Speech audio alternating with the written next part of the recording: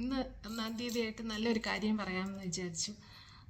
എല്ലാവരും പറയുന്നത്, എല്ലാവരും എന്നോട് പണ്ട് തൊട്ടേ ചോദിക്കുന്ന ഒരു കാര്യം, ഈ പ്രാർത്ഥിക്കാൻ അവർക്ക് സമയം കിട്ടുന്നില്ല, അമ്പലത്തിൽ പോകാൻ സമയം കിട്ടുന്നില്ല. എല്ലാവർക്കും ആഗ്രഹമുണ്ട് ഇതെല്ലാം, പക്ഷെ ഒന്നിനും സമയം കിട്ടുന്നില്ല എന്ന്. സമയം നമ്മൾ കണ്ടെത്തണം. ഏത് കാര്യവും necessity is the mother of invention എന്നല്ലേ. അപ്പോൾ നമ്മൾ ആവശ്യക്കാരാണെങ്കിൽ നമ്മൾ അത് കണ്ടുപിടിക്കുക സമയം.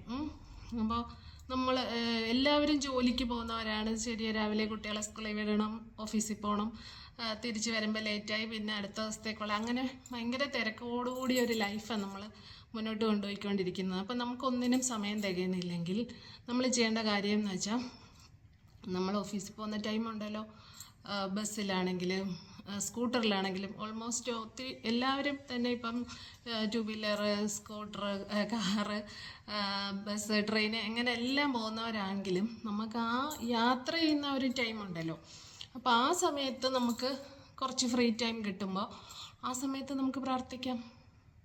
നമ്മൾ രാവിലെ കുക്ക് ചെയ്യുന്ന സമയത്ത് നമുക്ക് പ്രാർത്ഥിക്കാം. പിന്നെ രാത്രിയിൽ ഏറ്റവും നല്ലതായിട്ട് പ്രാർത്ഥിക്കാൻ പറ്റുന്ന ടൈം എന്ന് വെച്ചാൽ, എല്ലാവരും ഉറങ്ങിക്കഴിഞ്ഞ് ലൈറ്റ് ഫുൾ ഓഫ് ചെയ്ത് കിട്ടുന്ന ഒരു സൈലൻസ് ഉണ്ടല്ലോ, ആ സൈലൻസ് മതി. ആ സമയത്ത് നമുക്ക് പ്രാർത്ഥിക്കാം. ആ സമയത്തൊന്നും പ്രാർത്ഥിക്കാൻ പറ്റിയില്ലെങ്കിലും കണ്ണടച്ച് 10 മിനിറ്റ് ഇരിക്കുക, സൈലൻസിൽ ഇരിക്കുക എന്ന് പറയുന്നത് തന്നെയാണ് ഏറ്റവും വലിയൊരു കാര്യം.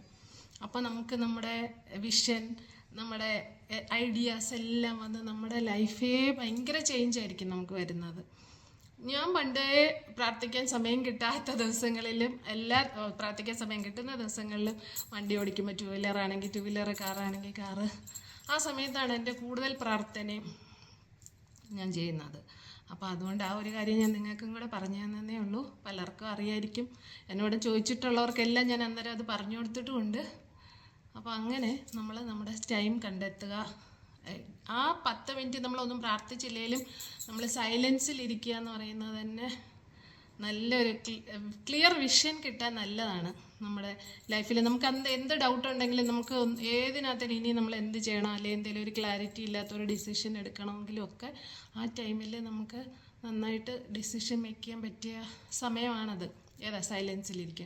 പിന്നെ നമുക്കൊരു ആപത്ത് വരുമോ, എന്തെങ്കിലും ഒരു പ്രശ്നം വരുമ്പോൾ നമ്മൾ അന്നേരം ഈ പലരും ചോദിക്കുന്ന നോൺ വെജ് കഴിച്ചിട്ട് നമുക്ക് പ്രാർത്ഥിക്കാൻ പറ്റത്തില്ല, അതൊക്കെയാണ് പ്രശ്നം.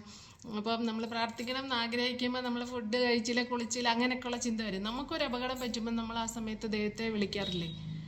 അപ്പം നമ്മൾ ഓർക്കുമോ, നമ്മളിന്ന് ബീഫാണോ കഴിച്ചത്, ചിക്കനാണോ കഴിച്ചത്?